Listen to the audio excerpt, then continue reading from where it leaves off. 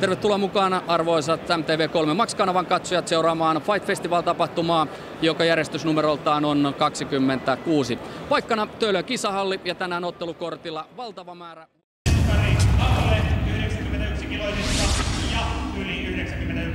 Tässä grafiikan muodossa mies miestä vastaan ja ulottuvampi ja pidempi, nuorempi on tämä Jeremy Damon Ranskasta. Jukka Saarinen todella kokenut ja tosi hyvä käsiosastolta, mutta jos nyt miesten fyysistä ominaisuuksista voi vetää jotain johtopäätöksiä, niin voisi kuvitella, että ranskalainen hyvin mielellään lähtee potkuilla pitämään Saarista kauempana ja Saarinen koittaa päästä lyömään kovia koukkuja lähelle.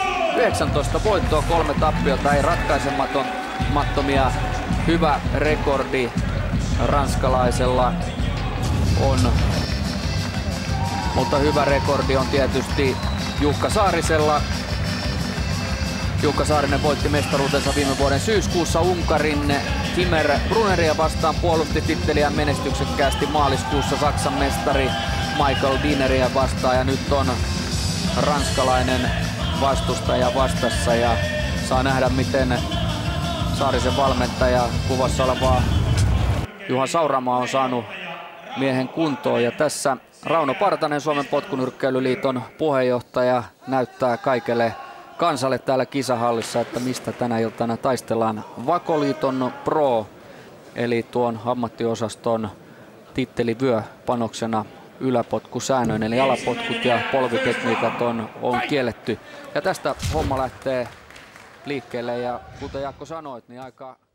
Joo, kyllä se näkee Jukan liikkeestä, että Jukka ihan selkeästi ottaa tuossa niinku terävää lähelle menoa, että se ei niinku enää kokeile, vaan nyt me... Oho. Se oli pennen out. Toikaveri ei nouse tosta, vaikka tuomari laski 100.